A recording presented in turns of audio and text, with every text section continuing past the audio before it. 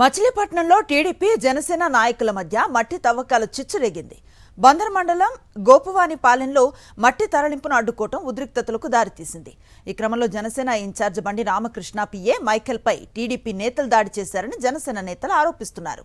విషయం తెలుసుకున్న రామకృష్ణ గ్రామానికి చేరుకోవడంతో పరిస్థితి ఉద్రిక్తంగా మారింది. ముడా పరిధిలో అక్రమంగా తవ్వకాలు చేసి సొమ్ము చేసుకుంటున్నారని రామకృష్ణ ఆరోపిస్తున్నారు. అయితే వ్యక్తిగత అవసరాల కోసం మట్టి తరలిస్తుంటే కావాలనే అడ్డుకుంటున్నారని టీడీపీ నేతలు మండిపడుతున్నారు. కక్ష సాధింపుల్లో భాగంగా ఖాళీ ట్రాక్టర్ను అడ్డుకొని జనసేన నేతలు హడావుడి చేస్తున్నారని ఆగ్రహాన్ని వ్యక్తం చేస్తున్నారు.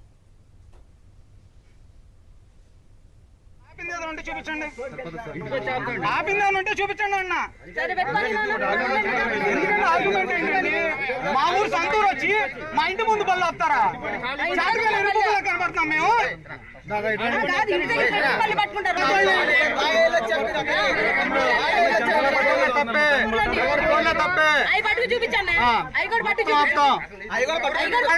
ఆగండి ఒక్క నిమిషం. గూడూరులో మనం పోల్చుకుంది ఏంటి మన సైడ్ కి మరి మా ఊరు వచ్చి నేను అధికారులతో మాట్లాడతాను, నీతో మాట్లాడు, నువ్వు అధికారులతో మాట్లాడు. నేను అలాగే చెప్తున్నా. ఈయన గూడూరులో ఎక్కడ చప్పట్లు కొడతారు రాలింది మట్టి. ఆపింది ఏదో ఉంటే చూపించండి, ఆపింది ఏదో ఉంటే చూపించండి అన్న. ఆర్గ్యుమెంట్ ఏంటండి? మా ఊరు సంతూరు వచ్చి మా ఇంటి ముందు బళ్ళు వస్తారా కనబడుతున్నాం మేము.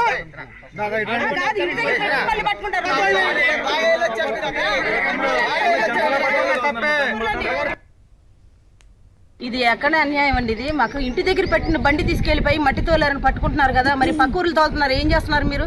ఇళ్ళ దగ్గర బండి తోలుకోకూడదా టాక్టర్లు? మేము బండి పక్క తీసి బండి పక్క పెడుతున్నారు. వీళ్ళపై మట్టి తోలేసామని పట్టేసుకుంటున్నారు. వీళ్ళు ఎప్పుడు వచ్చారు? ఆర్కే రామకృష్ణ గారు వచ్చి ఆపింది. బండి తీసి ఇంటి దగ్గర నుంచి బండి తీసి పక్కన పెడుతున్నారు. ఇంటి దగ్గర నుంచి బండి దొడ్లోంచి బండి తీసి పక్కన పెట్టుకుంటున్నారు. నాన్న ఎండ ఉందని పెట్టుకుంటున్నారు, అంతే వచ్చి పట్టేసుకున్నారు. ఆ బండిలో మట్టి ఉందని చెప్పి మట్టి దేనికి తోలుకొని ఇళ్ళో తోలుకుంటున్నారు. ఎవరికాళ్ళు అమ్ముకుంటే తోలలేదుగా. నువ్వు అందరు తోలినప్పుడు పట్టుకోండి, బజార్లో ఆపేసుకోండి, తప్పు మాదని మేమే చెప్తాం. గొడవలు పెడితే పార్టీలో ఇదవుతుందిగా, దాని గురించి అనేది ఆలోచిస్తున్నాడు. ఇట్లా అయిపోతే ఏం జరుగుతుందో చూద్దామని. డిగ్రీ చదువుతున్నారు వాళ్ళు, డిగ్రీ చదివే పిల్లలు కొడతారా? మమ్మల్ని కొట్టి ట్రాక్టర్ మీద నుంచి చొక్కా పట్టుకుని లాగి డ్రైవర్ నేను దాని ఓనర్ని బయటికి లాగి మా బ్రదర్ని లాగి వాళ్ళు కొట్టి చేయి చేసుకుని మళ్ళీ తిరిగి వాళ్ళ మీద చేయి చేసుకున్నాం అని చెప్తున్నారు. ఓకే, మేము అన్యాయమే చేస్తే ఎంతమంది రావాల్సిన అవసరం ఉంది? ఊళ్ళో వాళ్ళు మట్టి తోలకం అయితే నాకు తెలిసి పెద్దగా ఏం జరగట్లా. ఎవరికాళ్ళు ఇళ్ళకి తోలుకుంటున్నారు తప్పితే బయట రోడ్ల మీద బేరం పెట్టేసి అమ్మేసే సీన్ ఎవరికి లేదు. బహుశా ఈ పోర్ట్ నుంచి ఏదైతే ఉందో మైనింగ్ పర్మిషన్ పెట్టే తోలుకుంటున్నారు. లాస్ట్ టైం ఆయన ఓడిపోయాడు, ఆ కక్ష పెట్టుకున్నాడు మా మీద. మళ్ళీ పంచాయతీ ఎలక్షన్లు వస్తున్నాయి, మమ్మల్ని ఏదో రకంగా ఇబ్బంది పెట్టి బ్యాడ్ చేయాలి, అంతకుమించి ఏమీ లేదు.